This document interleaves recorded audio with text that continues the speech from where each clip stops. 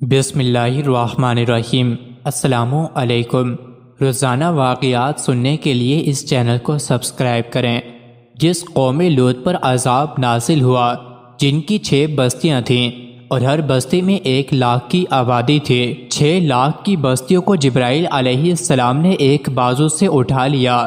ان کے 600 بازو ہیں، لیکن یہاں انہوں نے ایک بازو استعمال کیا۔ مفسرین لکھتے ہیں کہ 6 لاکھ کی بستی کو ایک بازو سے اٹھا کر آسمان کے اتنے قریب لے گئے کہ آسمان کے فرشتوں نے اس بستی کے مرغوں اور گدھوں کی آوازیں سنی۔ پھر بستی کو اتنی بلندی پر لے جا کر واپس زمین پر پلٹ دیا۔ پھر اللہ تعالیٰ نے پتھروں کو ان پر برسایا اور ہر پتھر پر مجرم کا نام لکھا ہوا تھا جو اسی کو جا کر لگتا تھا۔ ان پتھروں کو حکم تھا کہ تم ان کو مار مار کر بوسیدہ کر دو۔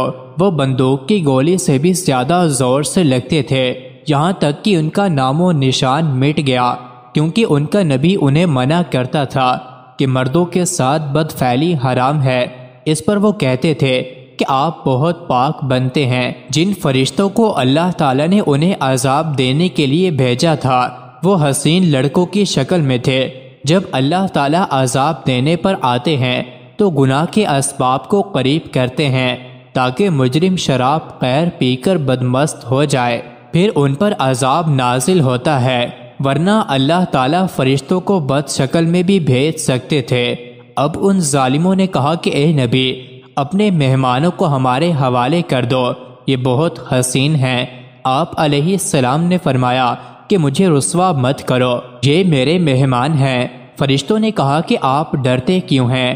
ہم ان کو بوسیدہ بنانے کے لیے آئے ہیں، ہم ان کی ساری بدمستی نکال دیں گے، آپ بالکل بے فکر رہیں۔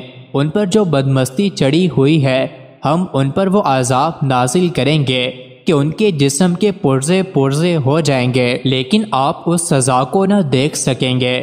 آپ پہلے ہی یہاں سے نکل جائیں، چنانچہ اللہ کے عذاب کو مت دیکھو، کیونکہ اگر آپ لوگ عذاب دیکھیں گے تو سب کے ہارٹ فیل ہو جائیں گے، اس لیے عذاب والی بستی کو بھی نہیں دیکھنا چاہیے۔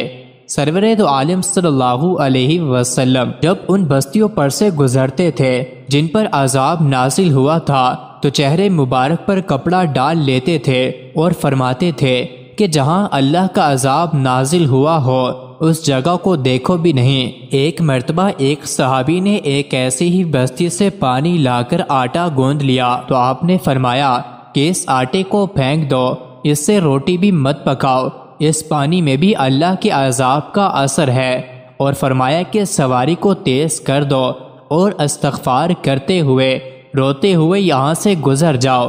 تو قوم لوط کا یہ انجام ہوا کہ ان پر ایسا عذاب نازل ہوا کہ وہاں نہایت کڑوے نمکین پانی کا سمندر آ گیا جہاں ایک پودا بھی نہیں اگ سکتا، اور وہ ہمیشہ کے لیے تباہ و برباد ہو گئے۔ ان پر ذلت کی مار قیامت تک کے لیے تاریخ بن گئی۔ آج تک ان کی رسوائی کا ذکر ہوتا ہے۔ جن لوگوں نے اس قسم کے گناہ نہیں چھوڑے ان سے کہتا ہوں کہ وہ جلدی توبہ کر لیں، ورنہ اللہ تعالیٰ کہیں ان کی تاریخ بھی سیاہ نہ بنا دے۔ مزید ایسی ہی ویڈیوز کے لیے چینل کو ضرور سبسکرائب کریں۔